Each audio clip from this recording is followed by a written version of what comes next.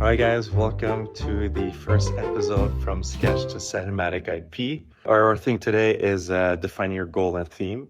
Now, it's really important to have a solid goal. Too many people, they dive in without even knowing exactly what they want to do. And when you're just like going around places without excitement and doubt, you actually end up being burnt out and you don't even want to touch the project anymore. So what we're going to talk about is like setting a goal and then make sure it's achievable, and it could be breaking up into steps so you're excited for every step along the way, and how to build a proper project that you know has potential for this big cinematic IP, whether it's for comics or it isn't. I'm calling it cinematic IP, but it's not necessarily for movies. It's to make something that is possible to get a cinematic IP. It's just like a big IP.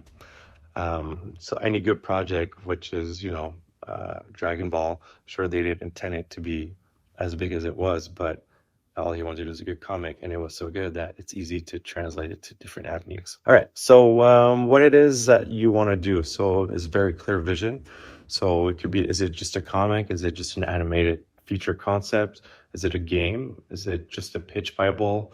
Are you working with somebody and you just want to make a development just to show what his development project is like? For me, when I do horror movies, I say, well, everybody likes horror movies, from 8-year-olds till 90-year-olds.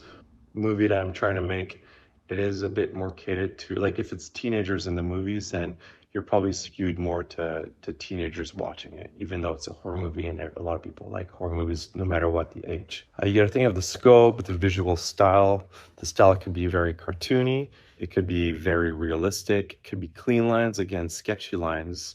The number of locations you have, if it's a comic or animated movies, the more locations, the more work it is, the more characters, the more work it is. And same thing with a movie or a short film. The more location, the more traveling, the more characters, the more people you need on set. Just it's a lot of production time you need to think about when you're doing these projects. So if you want to do something that's really easy and fun and small, do something with one location, a couple of characters, as opposed to, something that'll take forever. And then you're just going to be, again, like I said before, you're going to be burnt out. And budget isn't just thinking about how many people are working on it, it's also time. So you could say I have unlimited budget, but if you only have 3 months, for, like, say you only have the summer, your budget is 3 months. Like, you can think about it that way too. For me, my project is going to be a 3-page comic book with very limited locations, because I only want to dedicate 3 days to do this. So it's gonna be 3 pages, one one character, zombie characters. Usually a page a day is pretty good depending on the amount of detail, but I'm gonna make this a sketchy comic. It won't be as refined as the other works I've done. It'll be more in the style of like Sean Murphy, artist I really like. So yeah, for yourself, if you've never done a comic that's, if you want to start with a 200-page comic, I would advise to start with 3 pages.